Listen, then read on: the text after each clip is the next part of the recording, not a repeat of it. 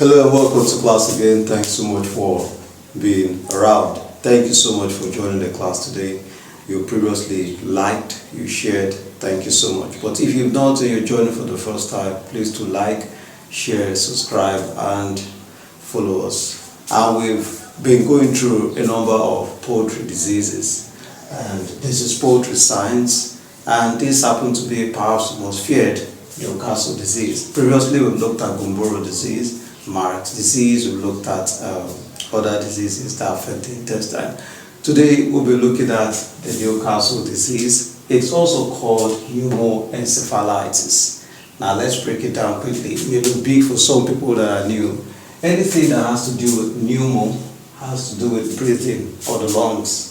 Lungs, and encephala has to do with the brain.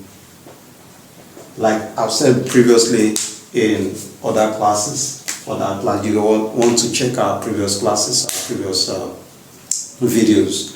You see how I break down some of these names. They are big. Anything in science, or most of them, are a combination of little suffixes, prefixes, and the root word to be able to get the meaning. If you see them big like this, just try to know. Pneumo means lungs, so how to do with breathing. Encephalo had to do with the brain, or at least the spinal cord too. And litis will be inflammation.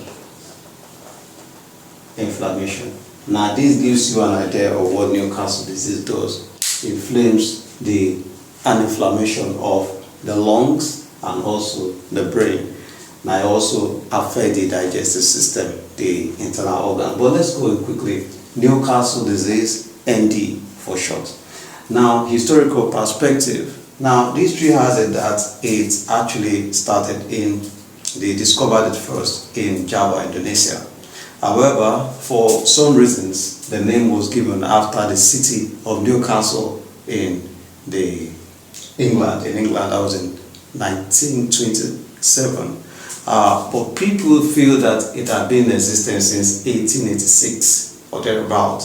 But then it was actually named Newcastle at this time.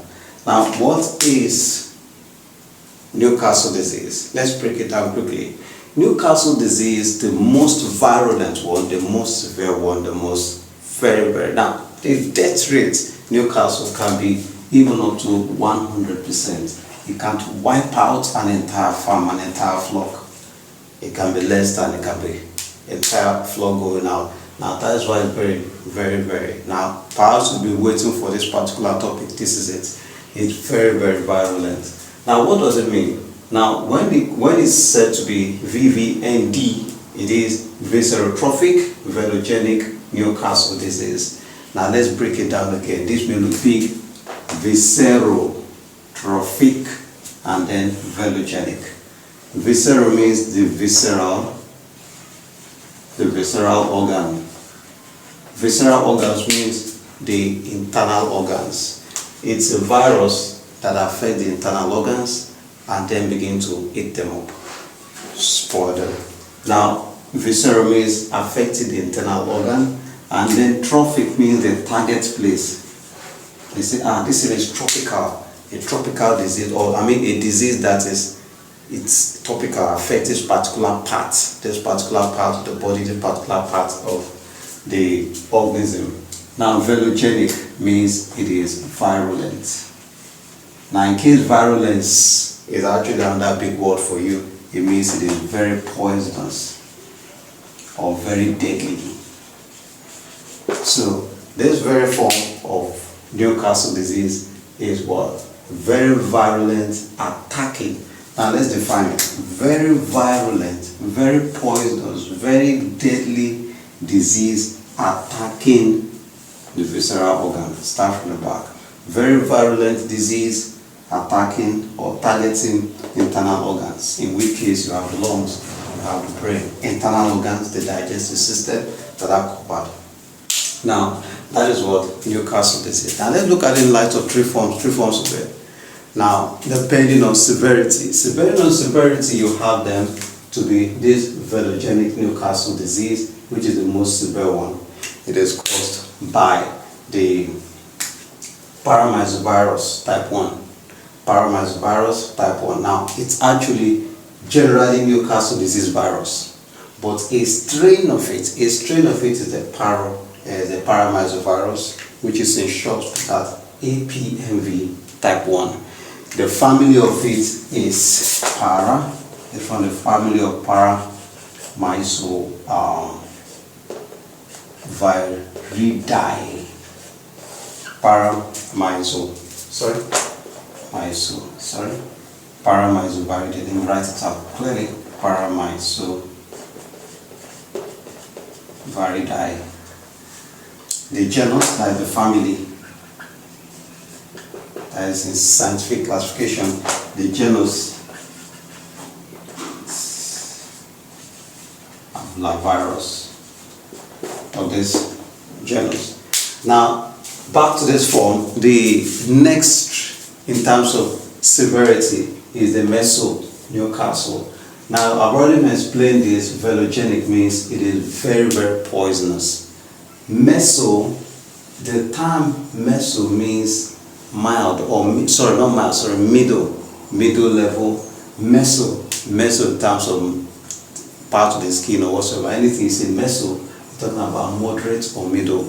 And then you talk about lento, means like gentle, like mild.